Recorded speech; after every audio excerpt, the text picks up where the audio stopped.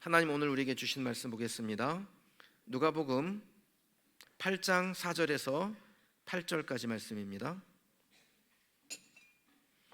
신약성경 103쪽입니다. 누가복음 8장 4절에서 8절까지입니다. 제가 말씀 봉독하겠습니다. 각 동네 사람들이 예수께로 나와 큰 무리를 이루니 예수께서 비유로 말씀하시되 씨를 뿌리는 자가 그 씨를 뿌리러 나가서 뿌릴새 더러는 길가에 떨어짐에 밟히며 공중에 새들이 먹어버렸고 더러는 바위 위에 떨어짐에 싹이 났다가 습기가 없으므로 말랐고 더러는 가시떨기 속에 떨어짐에 가시가 함께 자라서 기운을 막았고 더러는 좋은 땅에 떨어짐에 나서 100배의 결실을 하였느니라. 이 말씀을 하시고 외치시되 들을 귀 있는 자는 들을지어다. 아멘. 불황의 시대를 이기는 비결이란 제목으로 하나님의 말씀을 증거하겠습니다. 우리 성도님들 진짜 열심히 사시죠? 열심히 사시는 것 같아요. 저도 정말 열심히 삽니다. 저의 지난 한 달 일정을 기록한 달력을 제 달이 끝날 때쯤 보면요, 정말 촘촘하게 메모가 되어 있습니다. 많은 사람들을 만나고 그들에게 용기도 주고 복음도 전하고 함께 삶을 나누곤 합니다. 요즘은 별난 브런치, 별난 한 끼, 별난 다방을 하니까 더 스케줄이 좀 더 촘촘하게 되었습니다. 어떤 분들은 왜 이렇게 한 주가 긴지 모르겠다라고 하는데 저는 눈 깜짝하면 주일 설교하러 올라와야 되는 것 같은 느낌이에요. 근데 그렇게 바쁘게 사는데 티도 안 나는 것 같아 마음이 좀 그럴 때도 있습니다. 아마 여러분들도 그런 마음이 드실지 모르겠습니다. 그러면 지칠 때도 있고요, 또 해봐야 안 되는데 뭘 그렇게 열심히 할까 그런 마음이 들기도 합니다. 이제 수능이 20일도 채 안 남았습니다. 제가 수험생 아이들하고 이야기를 나누는데 너무 불안하대요. 공부를 그렇게 했는데도 성적이 안 오르는 것 같대요. 전문가들은 구모가 수능이다 이렇게 얘기합니다. 9월 모의고사 본 게 수능에 그대로 점수로 나온다라는 거예요. 그러니 구모를 망친 아이들은 이 전문가의 말 때문에 불안할 수밖에 없겠지요. 사업을 시작하는 분들은 야심차게 개업을 했는데 괜히 시작했나? 그런 마음을 가질 때도 있습니다. 그만두고 싶어도 그만둘 수 없잖아요. 그러니까 오도 가도 못하는 그 마음이 얼마나 힘이 들겠습니까? 사업을 하려고 퇴사를 하는데 직장 상사분이 직장 다니는 게 훨씬 편할 텐데 사업을 하면 아마 지금보다 10배는 힘들 거야, 이런 말을 듣고 나왔는데 실제로 사업을 해보니까 10배는 아니랍니다. 100배는 힘들답니다. 그렇게 괜히 했다는 생각에 그만하고 싶은데 늪에 빠진 것처럼 나가지도 들어오지도 못하는 그 상황에 내몰렸을 때 이거 어떻게 해야 됩니까? 여러분, 근데 이때가 진짜 제일 중요한 때예요. 여러분만 그만두고 싶은 건 아닙니다. 누구나 자기 일을 할 때 한계에 도달하게 됩니다. 그러면 그만두고 싶지요. 예전에 제 스승이신 김인중 목사님이요, 그런 말을 하신 적이 있어요. 내가 목회를 하다가 도망가고 싶었던 때가 여러 번이야. 아니, 목회의 대가도 그 일을 하다가 누가 보면 다 승승장구한 것처럼 보이는데요, 그 일을 하다가 도망가고 싶었을 때가 한두 번이 아니었다라는 거예요. 그러니까 누구에게나 이제 그만하고 싶다라는 마음이 든다라는 것입니다. 바로 그때가 우리의 마음을 한 번 더 말씀에 힘입어 다잡을 때입니다. 그만하고 싶을 그때 마음을 새롭게 하셔야 됩니다. 그래야 역경, 고난, 불황의 시대를 뚫고 지나갈 수 있습니다. 하나님은 우리에게 고난과 역경을 피하게 하시는 분이 아닙니다. 하나님은 우리를 고난으로, 고통으로, 그 불황의 시대로 몰아넣어요. 그리고 그것을 이길 힘을 주시고 우리가 견디고 이겼을 때 박수 치시며 함께 기뻐해 주시는 하나님이 저와 여러분의 하나님인 줄 믿습니다. 하나님이 왜 그렇게 하실까요? 왜 우리를 때로는 고난으로도 밀어넣기도 하고 그 고난을 우리가 극복하면 기뻐하실까요? 그 이유 간단합니다. 하나님이 우리의 아버지시기 때문이에요.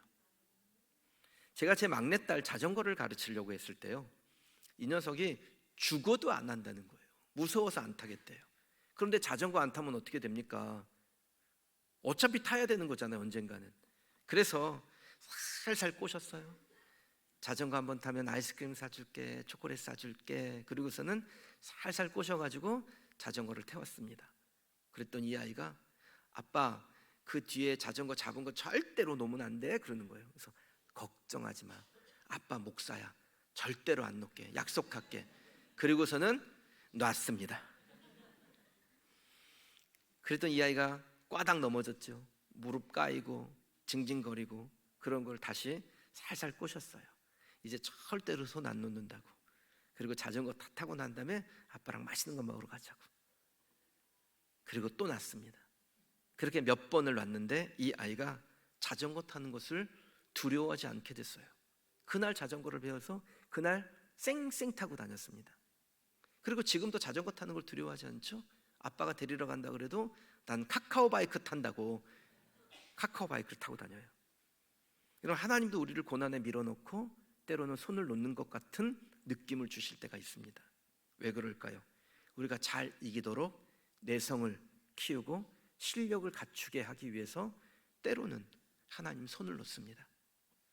그리고 이겼을 때, 극복했을 때 우리를 기뻐해 주시는 거죠. 그러니까 그러므로 그만두고 싶을 그때의 그 순간에 피하는 거 아닙니다. 그건 하나님의 뜻이 아니더라고요. 돌파해야죠. 넘어서야 됩니다. 경제가 어렵습니까? 넘어가야죠. 건강에 문제가 생겼나요? 야, 이제 나는 끝났구나. 머리 싸매고 들어놓을 일이 아니라 그게 무엇이든 암이든 당뇨든 혈압이든 뭐든 간에 우리에게 찾아온 질병도 뚫고 지나가야 해요. 저는 몇 주 전에 심장에 좀 이상이 생겼습니다. 가만히 있는데 심장 뛰는 소리가 막 귀에서 너무나 크게 들리는 거예요. 그것도 불규칙하게 들리고. 그래서 내 몸에 이상이 생겼나 보다. 보통 사람들이 뇌하고 심장은 왠지 좀 느낌이 쎄한 느낌이 들잖아요. 큰일이 났나 보다. 그리고서는 제가 원래 병원 잘 안 가는 사람인데 냉큰 병원에 갔습니다.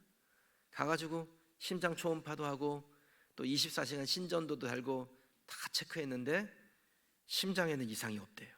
대신 의사가 하는 말이요, 당뇨가 2번 수준이라는 거예요. 몰랐던 거죠. 그래서 그때부터 난 죽었구나, 사표 낼까? 그러지 않고 식사 조절에 들어갔습니다. 제가 운동은 원래 항상 2가지만 했어요. 장운동, 숨쉬기 운동. 그런데 본격적으로 운동도 좀 시작했습니다. 교회 앞 낮은 산이 있잖아요. 그 낮은 산에 올라가면 팔각정이 있어요. 가보신 분은 알아요. 그래서 그 산에 이제 올라가기 시작했어요. 첫날 그 산을 올라가려고요, 쉬지 않고 그 팔각정까지 올라갔는데 보니까 한 5분에서 6분 정도 걸리더라고요. 그 5분에서 6분 쉬지 않고 거의 뛰다시피 해서 그 올라갔는데 숨이 얼마나 차고 막 토할 것 같고 하늘이 뱅뱅 돌고, 그래서 팔각정에 사람들이 보거나 말거나 대자로 누워가지고 20분 동안 누워있다 내려왔습니다. 근데 그것도 며칠 하니까 쉽더군요. 지금 팔각정까지 올라가는데 아무렇지도 않고요, 그 오솔길을 따라서 산 끝까지 가니까 거기에 누가 목욕탕 의자가 하나 갖다 놨더라고요. 낭떠러지 같은 데다가.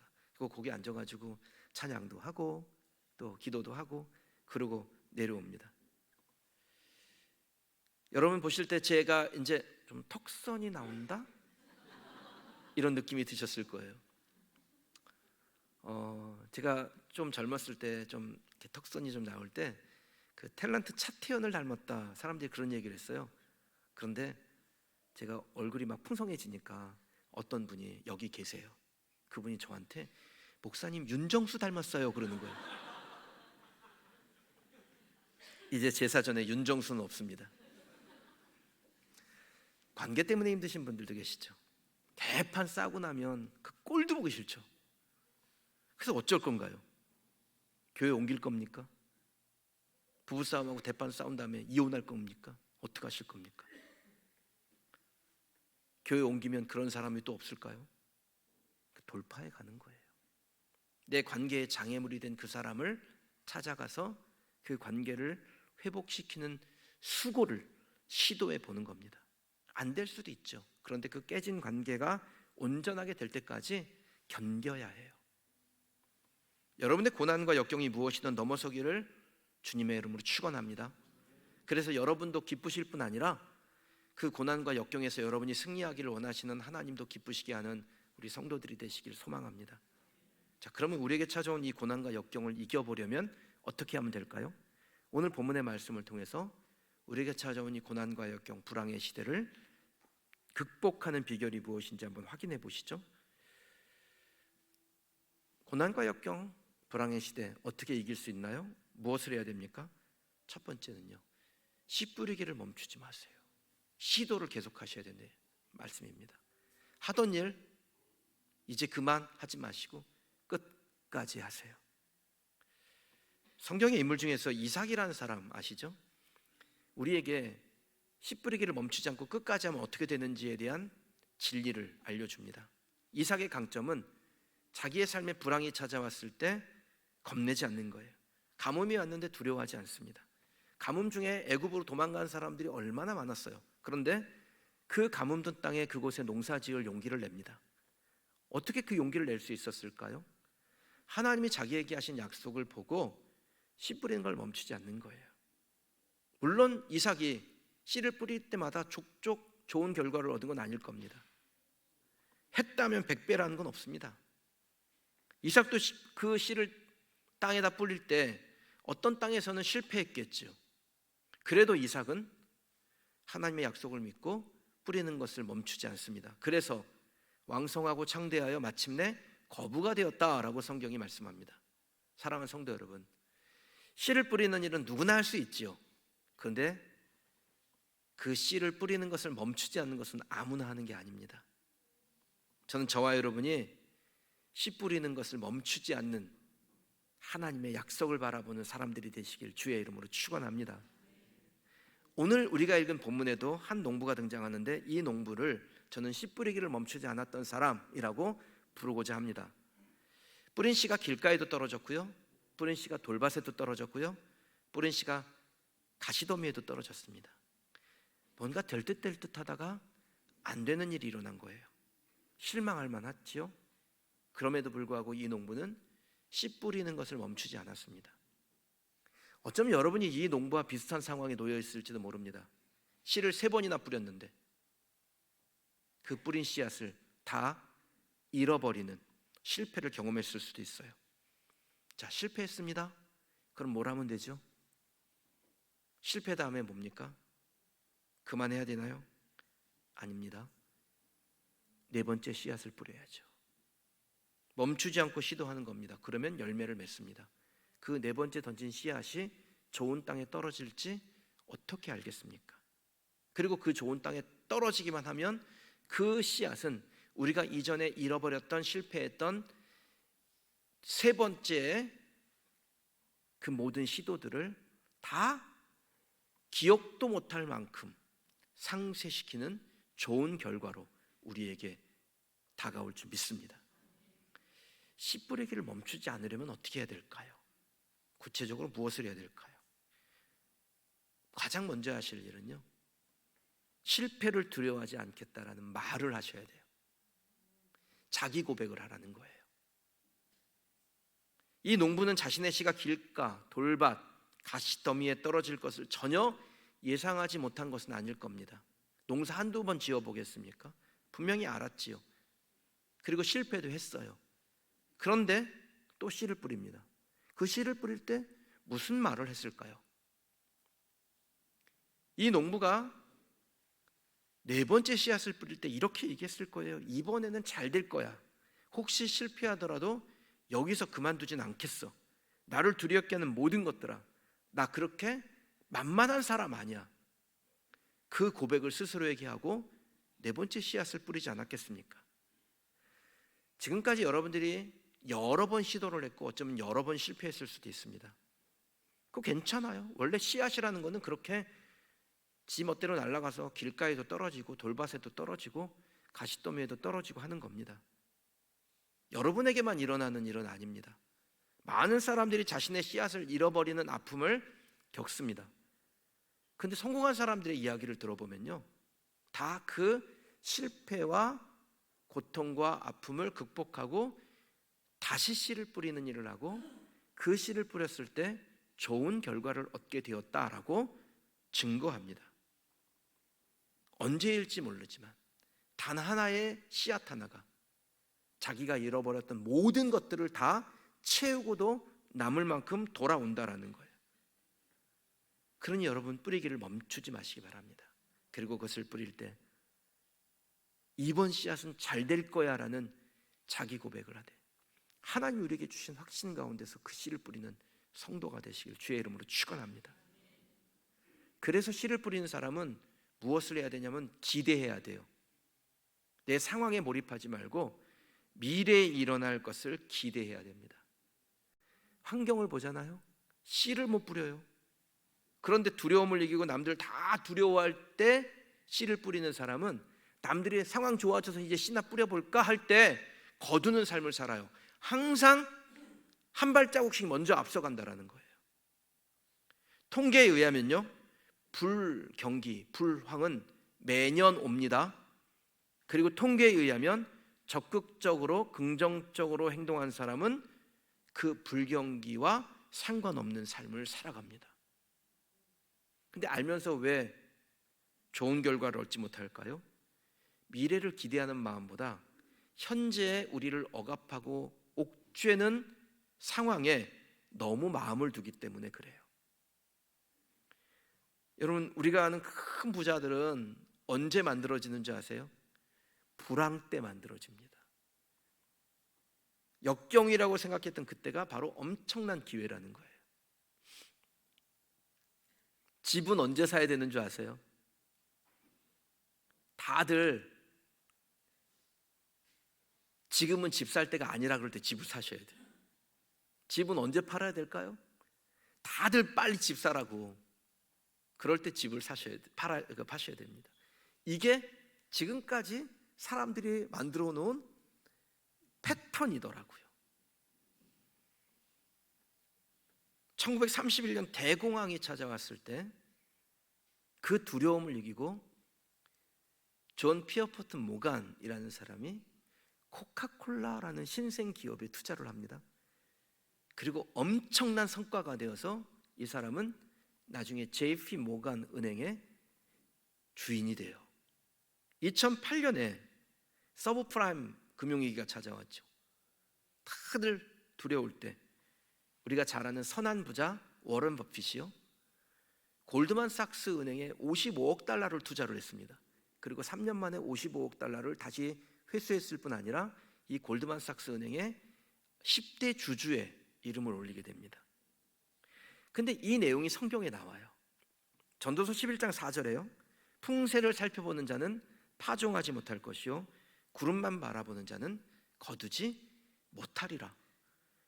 바람의 세기를 보면 내 씨를 뿌릴 때 그게 길가로 갈까봐, 돌밭으로 갈까봐, 가시더미에 떨어질까봐 두려워서 씨를 못 뿌린다라는 거예요.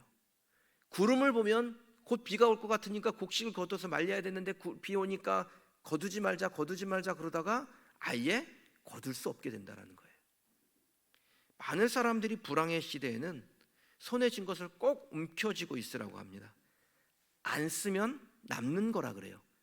근데 좀 정확하게 표현해야 돼요. 안 쓰면 남는 것이 아니라 안 쓰면 천천히 사라지는 겁니다. 그러나 하나님의 방법은 다르죠. 하나님의 방법을 이해하기 위해서 창세기 26장 12절 말씀을 좀 제가 읽을게요. 이삭이 그 땅에서 농사하여 그 해 100배나 얻었고 여호와께서 복을 주심으로 창대하고 왕성하여 마침내 거부가 되었더라. 성경을 볼 때 우리는 그 사람이 부자가 됐대, 왕성하고 창대하고 마침내 거부가 됐대, 여기에 좀 주목을 하시죠. 그런데 그 전에 무엇을 했는지를 보셔야 돼요. 그 전에 그 해에 그 땅에 가뭄 들었을 때 불황의 시대에 이 이삭은 씨를 뿌리는 일을 한 겁니다. 두려움을 이기고 씨 뿌리는 일을 멈추지 않았다라는 것을 기억하시기 바랍니다. 어떤 땅에서는 말라 비틀어졌을 수도 있어요. 어떤 땅에서는 씨앗도 안 날 수 있어요. 이 싹이 아예 나지도 않을 수 있어요. 그런데 어떤 땅에 떨어진 것이 좋은 땅이 되어서 100배를 맺었다라는 겁니다. 그럼 이삭이 바보도 아니고 뻔히 그 땅에 농사 지으면 안 될 것 같은 느낌이 드는데 거기에 씨를 뿌리고 싶었겠습니까? 남들처럼 애굽으로 도망가고 싶었겠죠.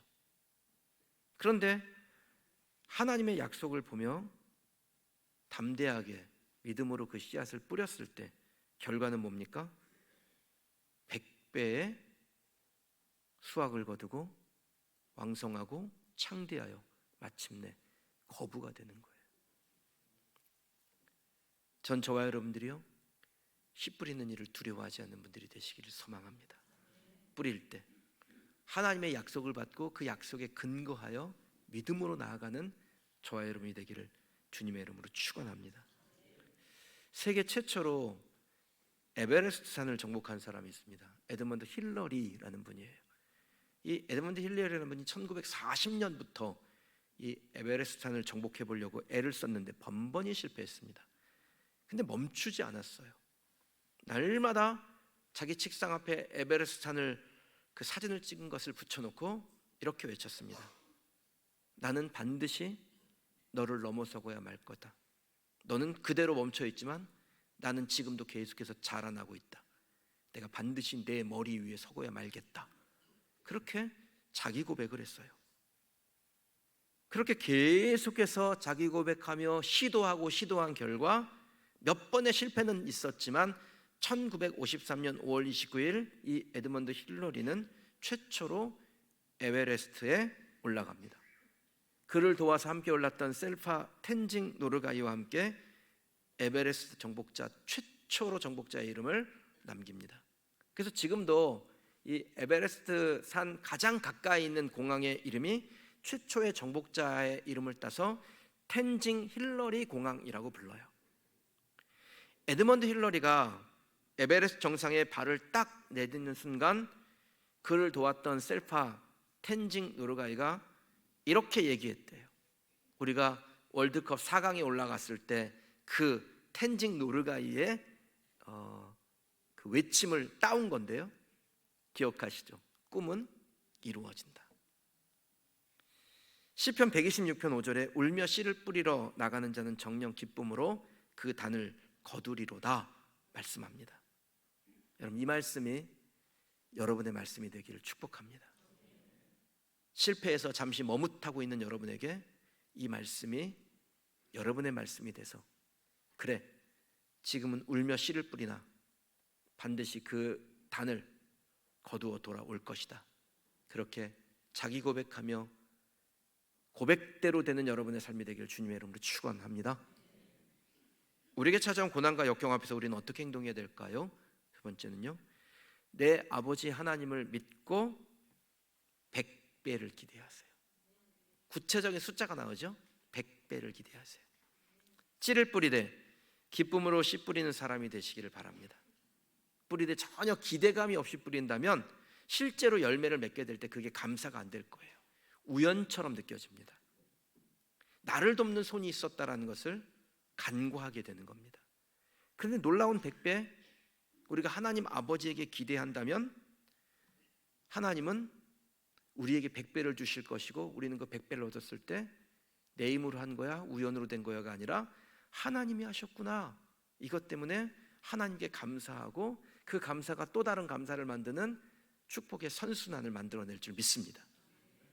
만약에 여러분 중에 육신의 부모에게서 뭔가 좋은 것을 물려받지 못했다면, 이 사회에서 좋은 인맥이 만들어지지 않았다면, 내가 재능이 좀 부족하다면 더더욱 전능하신 하나님을 기대하셔야 돼요.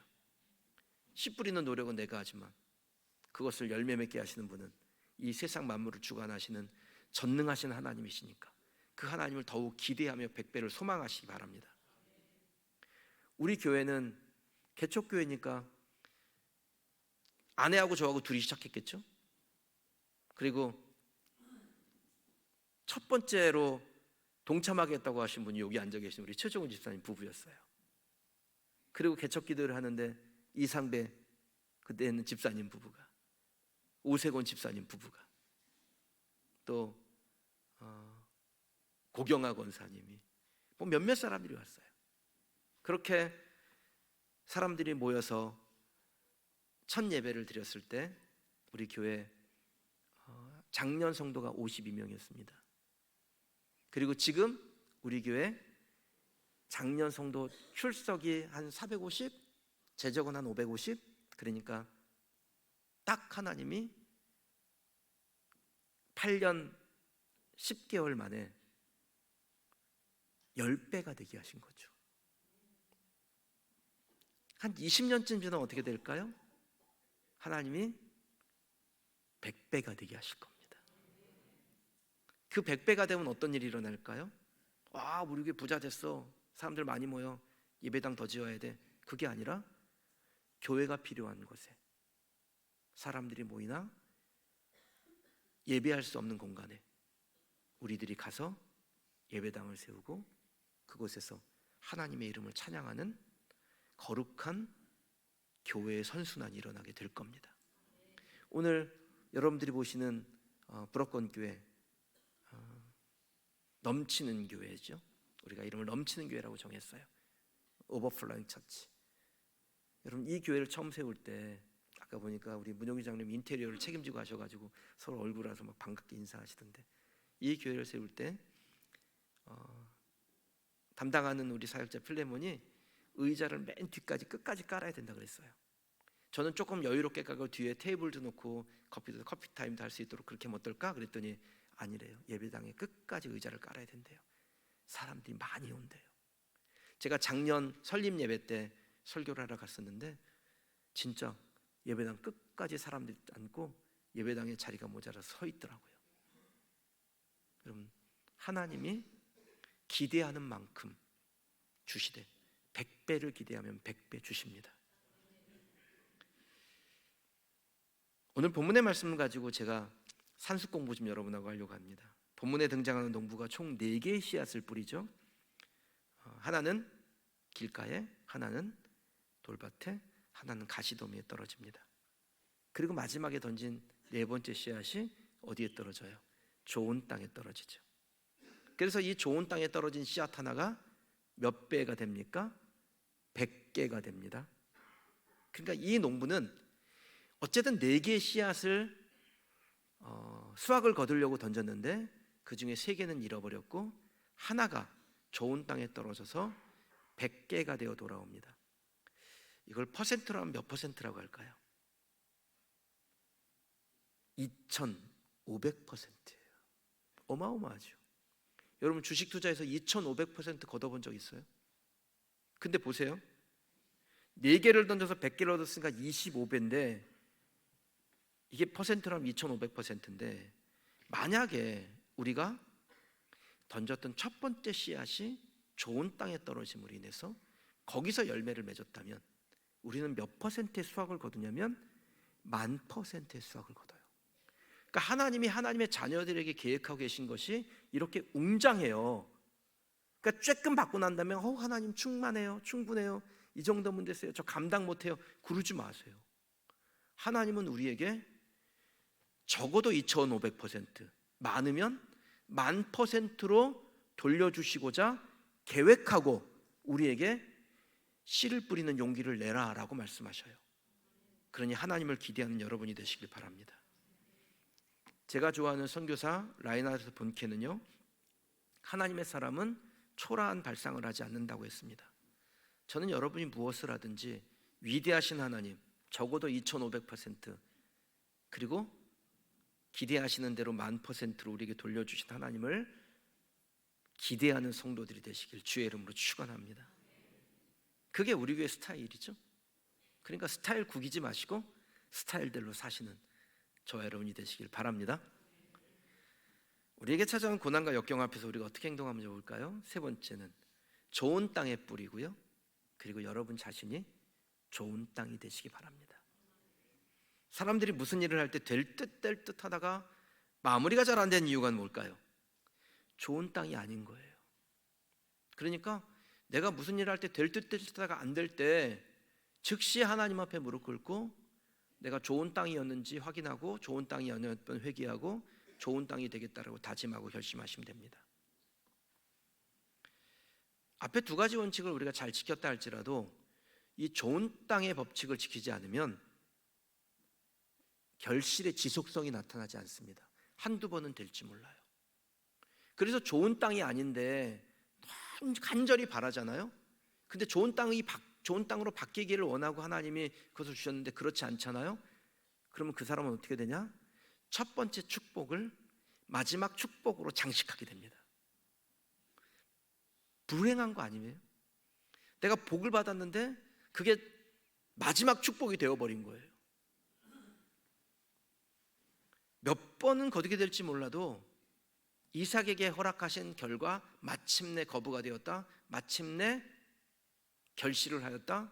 마침내 목표에 도달했다. 이거는 안 되는 겁니다. 본문의 농부가 100배를 거둔 땅은 어떤 땅입니까? 좋은 땅이죠.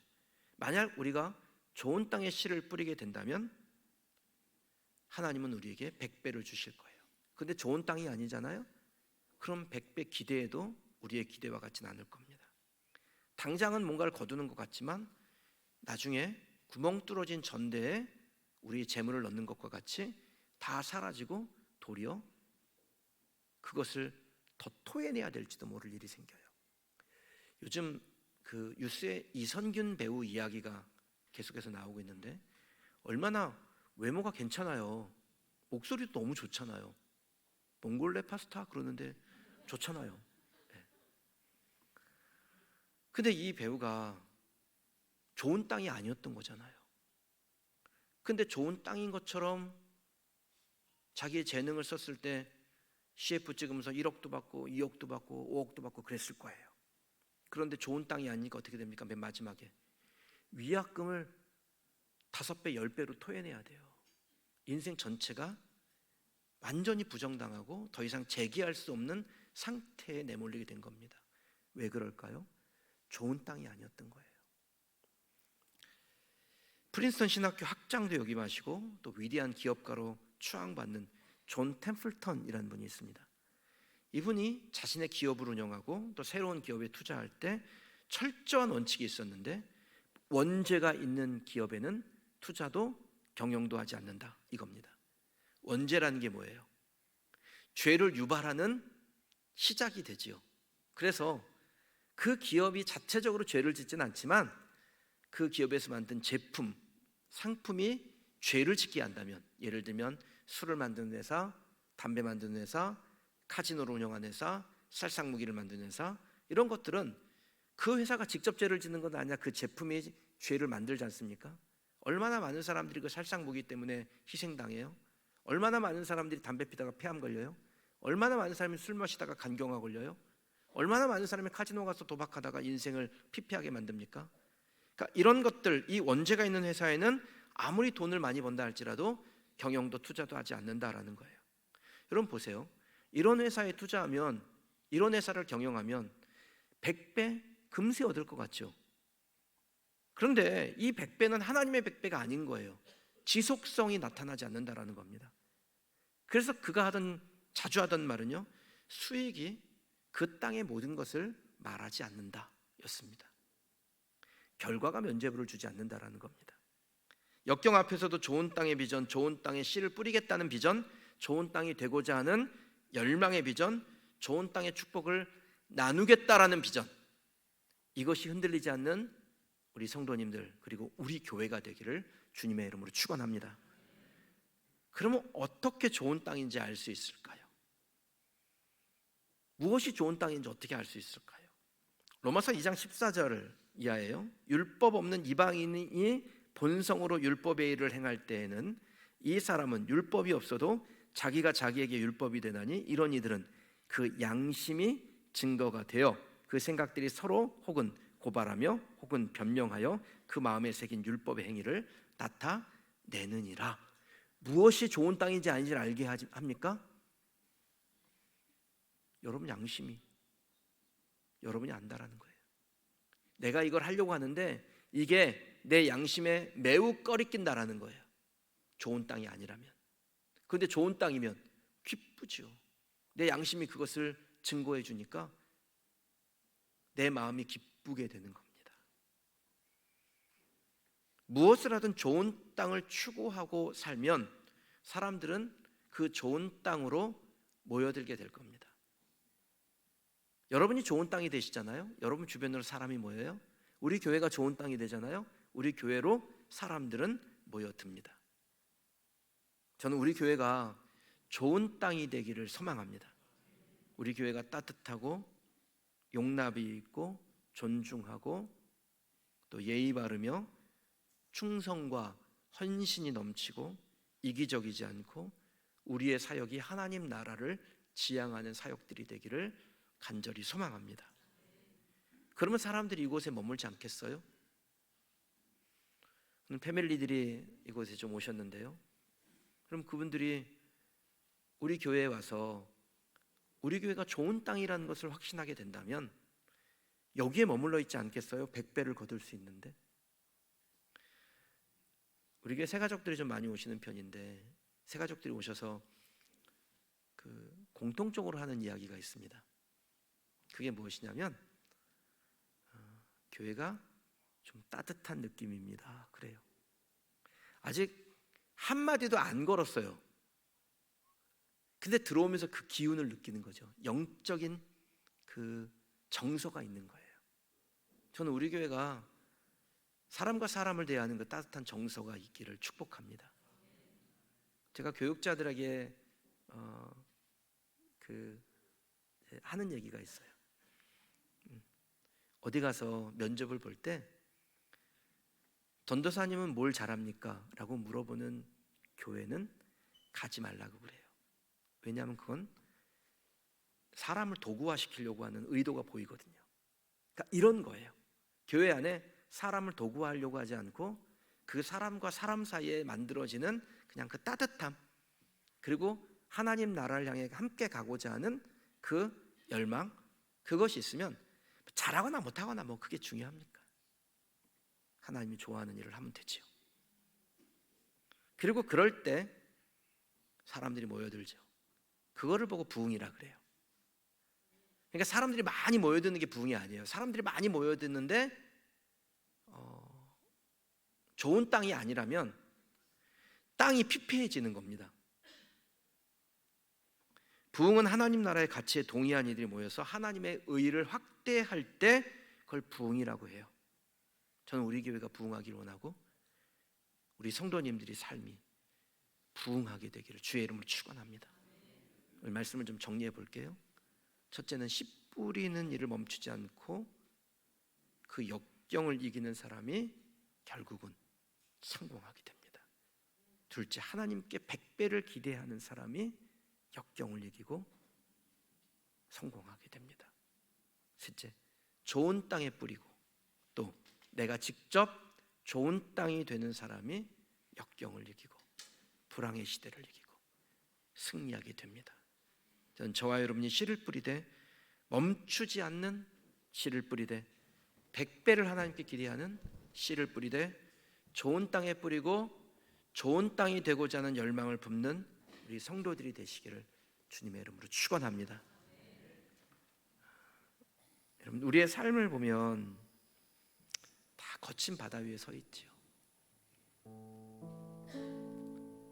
근데 그 거친 바다에 서 있을 때 누군가가 우리의 손을 잡아요. 그래서 그 지나간 순간의 여정들을 보면 하나님이 지켜주셨구나, 이것을 지나고 나서 보게 됩니다.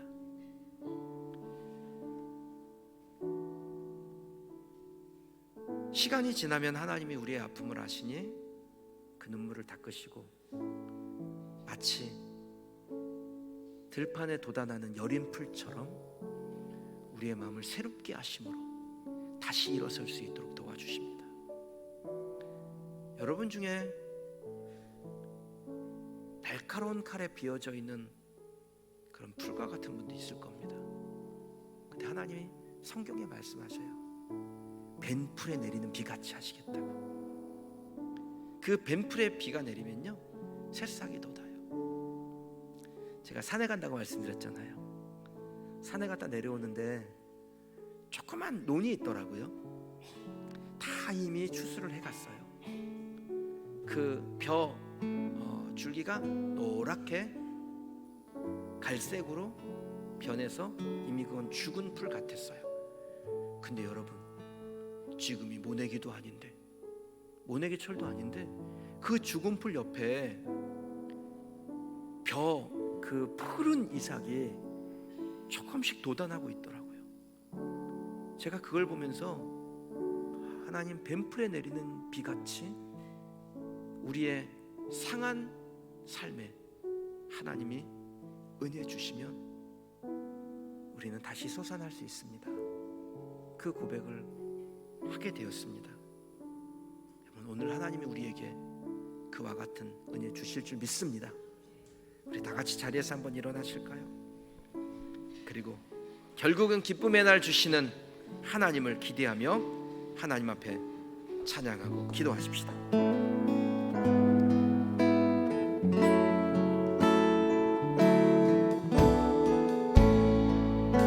주님은 내 맘에, 주님은 내 맘에 아픔 알아주시니 지난밤 눈물 지워주시고 아침에 돋아난 여린 풀들과 같이 내 맘을 새롭게 하네. 한 번 더요. 주님은 내 마음의 아픔 알아주시니, 주님은 내 맘에 아픔 알아주시니 지난밤 눈물 지워주시고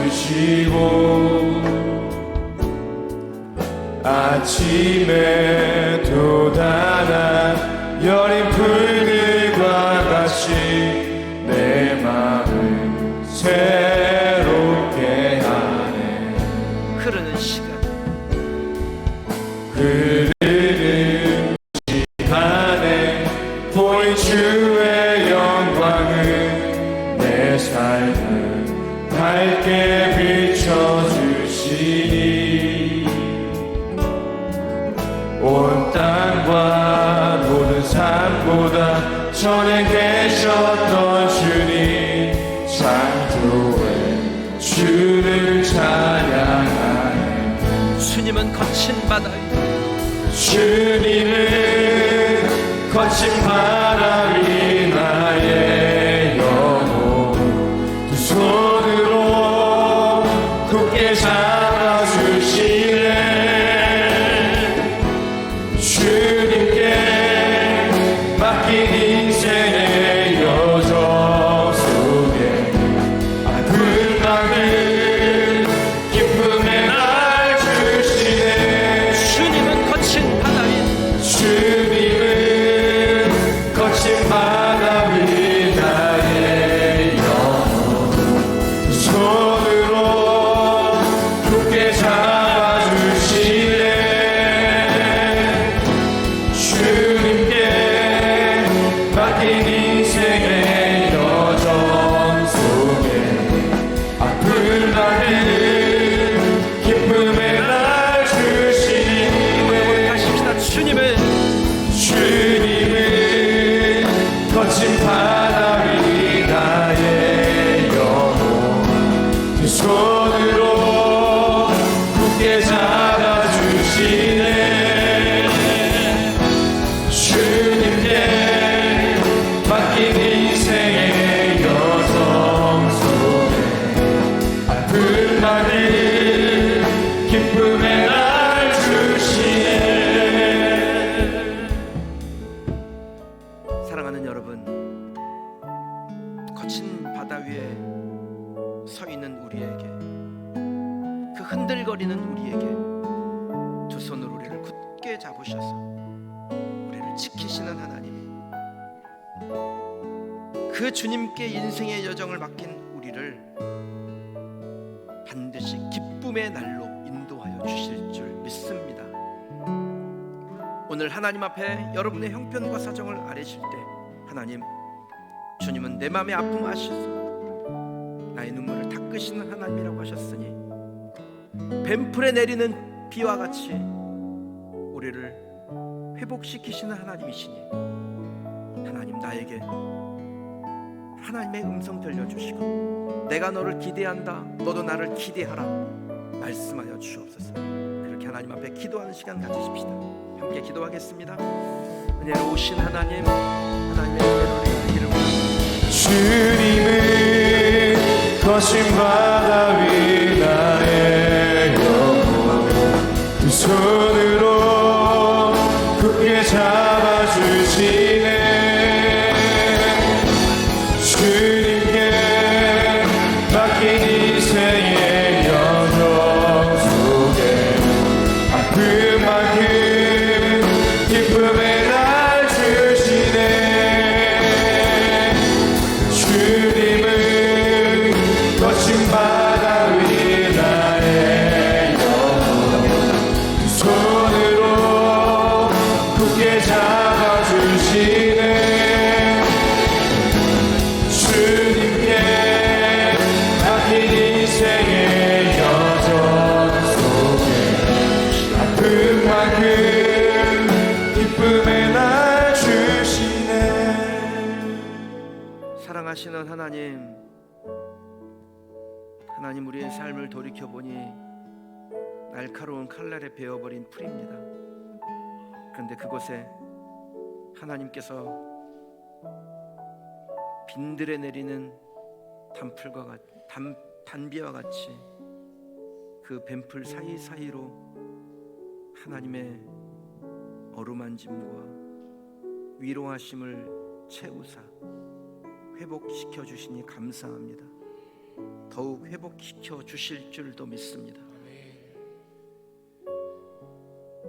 우리를 흔드는 모든 것들에게 하나님이 그 강한 두 팔을 펴시고 우리를 굳게 잡아주시는 줄 믿습니다. 하나님께 우리의 인생의 여정을 맡기게 하옵소서. 그래서 우리의 지난 아픔만큼 우리에게 기쁨의 날을 주시는 하나님을 누리는 성도가 되게 하여 주옵소서. 아멘. 오늘 이곳에 발걸음한 우리의 패밀리들 각각의 사정은 다를 겁니다. 그러나 하나님은 필요합니다. 하나님이 만나주시고 이 공동체가 아버지 하나님과 함께 살아가는 형제들의 좋은 땅 되게 하셔서 함께 믿음의 여정을 걸어가게 하여 주옵소서. 예수님의 이름으로 축복하며 기도하옵나이다. 아멘. 우리 주 예수 그리스도의 은혜와 독생자 대속의 제물로 아낌없이 허락하신 하나님의 크신 사랑과 성령님의 위로 인도 교통, 우리의 영과 육을 소생케 하시는 은혜 은총이 벤풀 같으나 우리 하나님이 주시는 위로와 축복의 단비로 채워져 회복되고 인생의 여정을 주께 맡기며 기쁨의 날을 인생의 순간순간마다 누리는 사랑하는 우리 성도들 머리 위에 지금도 세계 곳곳에서 생명의 복음을 전하는 선교사들과 예수를 유일하신 구세주로 고백하는 열방의 성도들 머리 위에 영원토록 함께 있을지어다. 아멘.